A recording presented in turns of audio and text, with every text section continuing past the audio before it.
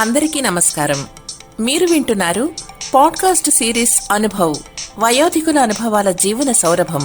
Heritage groups మరియు national institute for social defence, ministry of social justice and empowerment, government of India, media for community foundation, New Delhi సంయుక్త చొరవతో Shri Alok Verma, doctor R Sridhar కలిసి రూపొందించిన project Shrimati Shailaja Suman, Zahed ఫారూఖీల సమన్వయ కార్యక్రమమే అనుభవ్, వయోధికుల అనుభవాల జీవన సౌరభం. వైద్యులు, ఆసుపత్రులు, వృద్ధాశ్రమాలు, కార్యాచరణ కేంద్రాల వివరాలు అందించి న్యాయపరమైన మార్గదర్శకత్వంలో భావోద్వేగాలకు మద్దతునిస్తూ వృద్ధుల దుర్వినియోగం, నిరాశ్రయుడైన వృద్ధులను రక్షించడం వంటి వాటికి సంబంధించిన సమాచారం కోసం సీనియర్ సిటిజన్ల కోసం జాతీయ toll free help line number 14567, toll free number మరొకసారి 145667ను సంప్రదించవచ్చు. హెరిటేజ్ ఫౌండేషన్ హైదరాబాద్ సమర్పణలో అనుభవ్, వయోధికుల అనుభవాల జీవన సౌరభంలో మిమ్మల్ని ఇప్పుడు పలకరిస్తున్న వారు థియేటర్, టీవీ, రేడియో కళాకారులు బిడిఎల్ సత్యనారాయణ. నమస్కారం, నేను బిడిఎల్ సత్యనారాయణ, రంగస్థల, రేడియో, టీవీ, సినీ నటుడిని. మీ అందరితోనూ నా అనుభవాలు పంచుకునే నా ఈ స్వాగతంలో కొంచెం నా గతం వివరిస్తాను. నా రంగస్థల ప్రవేశం అంటే నాకు సుమారుగా 12-13 సంవత్సరాలు ఉన్నప్పుడే స్కూల్ డేస్లో లెక్కలు తెచ్చిన చిక్కులు అనే ఒక హాస్యనాటిక ద్వారా నేను రంగస్థలం ఎక్కడం జరిగిందండి. ఆ తర్వాత అనేక ప్రముఖ నాటకాలు అంటే పల్లెపడుచు ఇలాంటి నాటకాల్లో హీరోయిన్కి హీరోకి తమ్ముడి పాత్రలు, అంటే చిన్నపిల్లలు అవసరం కాబట్టి చైల్డ్ ఆర్టిస్ట్స్, ఆ వయసులోనే నేను చాలా పాత్రలు పోషించడం జరిగిందండి రంగస్థలం మీద.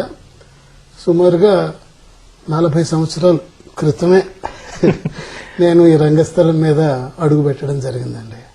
హైదరాబాద్ వచ్చి ఈ కార్యక్రమాల్లో పాల్గొంటుండగా జరిగిన కళాకారుల పరిచయాల ద్వారా ఓ రంగస్థల నటనలో కూడా శిక్షణ ఉంది, దీనికి కొన్ని కోర్సులు ఉన్నాయనే విషయం తెలిసిందండి.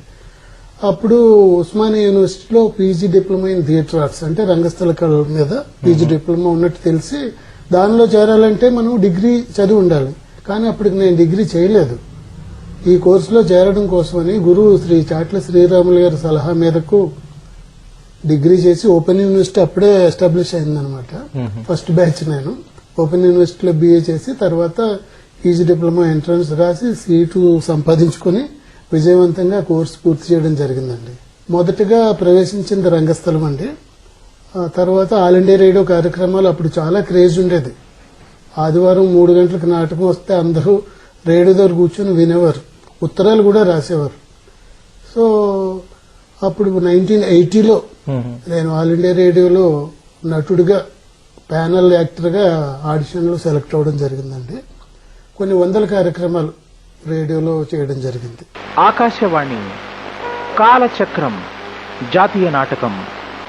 ఇందులోని పాత్రలు, పాత్రధారులు: తండ్రి బిడిఎల్ సత్యనారాయణ, తల్లి ఎం జయశ్రీ.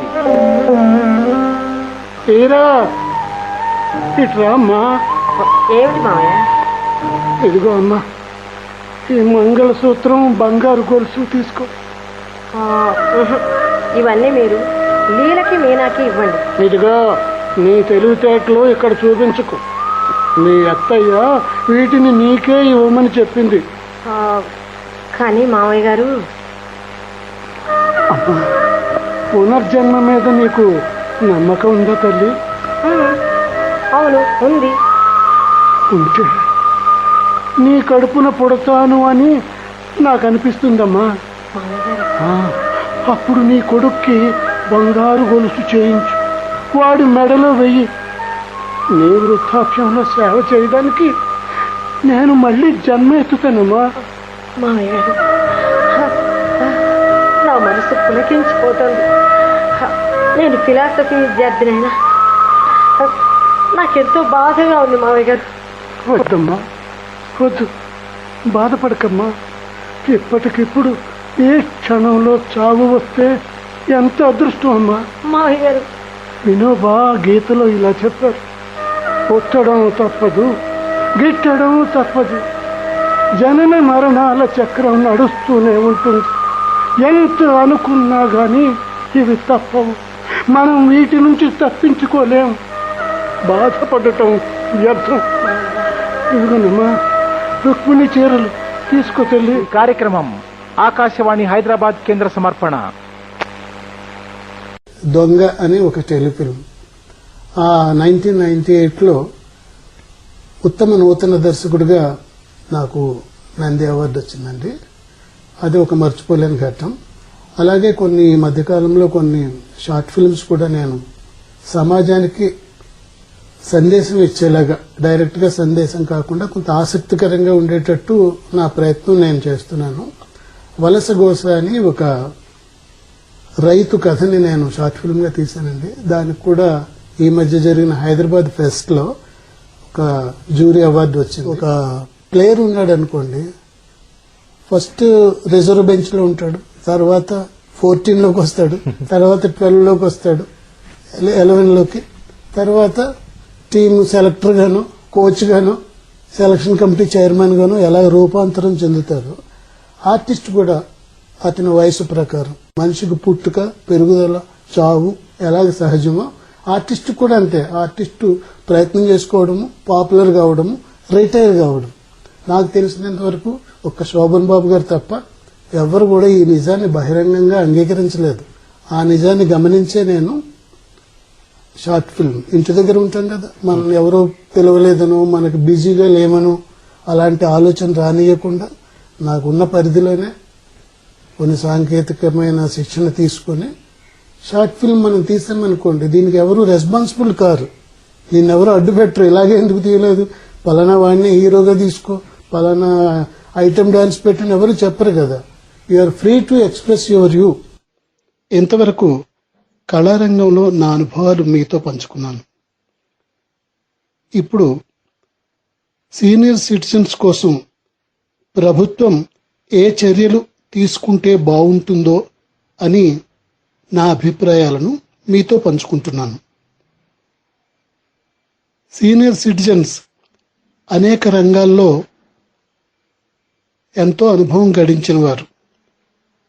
వారి సేవల్ని సమాజం కోసం ప్రభుత్వం ఉపయోగించుకుంటే అందరికీ ఉపయోగకరంగా ఉంటుంది. ఉదాహరణకి హాస్పిటల్స్లో, పాఠశాలల్లో, అలాగే స్వచ్ఛ భారత్ లాంటి కార్యక్రమంలో సీనియర్ సిటిజన్స్ ని భాగస్వాములుగా చేసి వారికి ప్రభుత్వం తరపున ఎంతో కొంత గుర్తింపు కనుక ఇస్తే చాలా ప్రోత్సాహకరంగా ఉండి ఎక్కువ మంది ఈ సేవా కార్యక్రమాల్లో పాల్గొనడానికి వీలవుతుంది. నేటి సమాజంలో ఓల్డేజ్ హోమ్స్ పుంఖానుపుంఖాలుగా పెరిగిపోయి ఉన్నాయి. కొన్ని చోట్ల పరిస్థితులు కొంచెం దుర్భరంగా కూడా ఉన్నాయి. వీటిపైన సరైన పర్యవేక్షణ లేదు. కనుక ప్రభుత్వం వారు ఏదో ఒక మంత్రిత్వ శాఖకు అనుబంధంగా ఒక విభాగాన్ని ఏర్పాటు చేసి ఈ ఓల్డేజ్ హోమ్స్ లో సీనియర్ సిటిజన్స్ పడుతున్న కష్టాలను కొంతవరకు పరిష్కరించగలిగే ప్రయత్నం చేస్తే బాగుంటుందని నా యొక్క అభిప్రాయం. అలాగే హరితహారం లాంటి కార్యక్రమాల్లో సీనియర్ సిటిజన్స్ కి భాగస్వామ్యం కల్పిస్తే చాలా బాగుంటుంది. ఈ అభిప్రాయాలను మీతో పంచుకుంటూ మీ దగ్గర సెలవు తీసుకుంటున్నాను. నమస్కారం. BDL సత్యనారాయణ, నటుడు.